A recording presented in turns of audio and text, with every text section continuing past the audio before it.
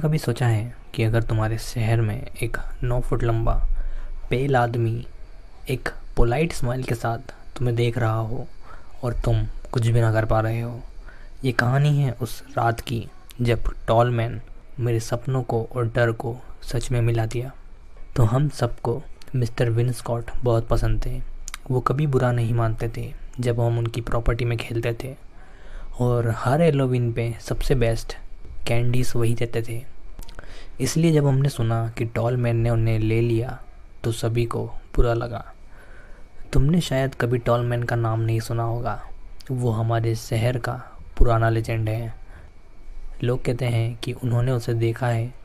उनका कहना है कि वो 9 फीट से भी ज़्यादा लंबा है, पतला, सफ़ेद और हमेशा एक अजीब सी स्माइल करता है। मेरे डैड कहते हैं कि टॉल मैन एक कलेक्टर है। उसे चीज़ें कलेक्ट करना बहुत पसंद है। डैड बोलते हैं कि उसकी सबसे पसंदीदा चीज़ें हैं उदास लोग, खाली बिल्डिंग्स और सपने। और सच कहूँ तो मेरे सपने भी वो कई बार चुरा चुका है। जब संडे को मिस्टर विन स्कॉट चर्च नहीं आए तब किसी को ज़्यादा अजीब नहीं लगा, लेकिन मंडे को जब वो मेरे डैड के साथ काम पे भी नहीं गए तब लोग चुपके चुपके बातें करने लगे। मेरे पेरेंट्स को थोड़ा ऑड लगा पर वो सीरियस नहीं हुए। लेकिन फिर अफवाह फैलने लगी कि टॉल मैन उन्हें ले गया है।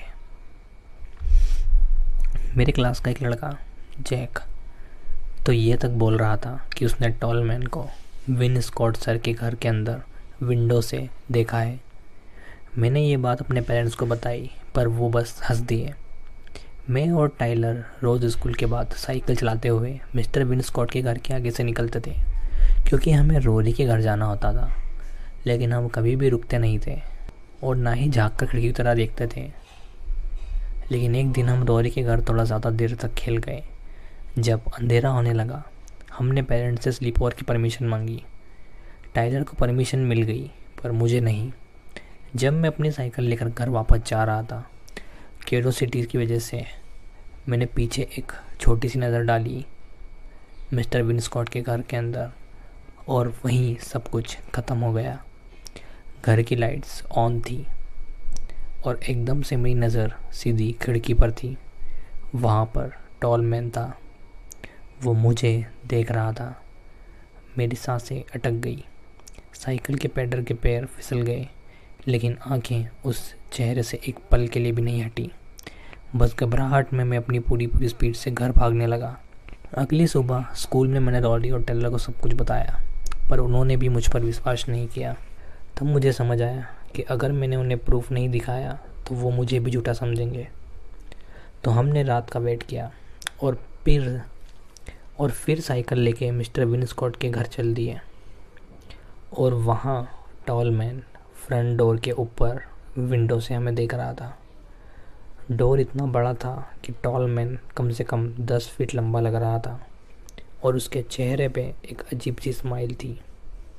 टाइलर की साइकिल स्लिप हो गई और हम तीनों भाग गए। जैसे ही सब क्लियर हुआ हम सब पैनिक में एक दूसरे पे बातें करने लगे। अगली सुबह हम और दोस्तों को लेकर वापस गए, लेकिन टॉल मैन वहाँ नहीं था। फिर भी हम सोच रहे थे कि शायद वो सिर्फ रात को ही दिखता हो। कुछ रातों बाद रोडी के बेसमेंट से पिज़्ज़ा का वेट करते हुए हमने डिसाइड किया कि थ्योरी टेस्ट करते हैं। हम चुपचाप साइकिल्स लेके मिस्टर विन स्कॉट के घर गए। दिल के अंदर एक अजीब सी फीलिंग थी।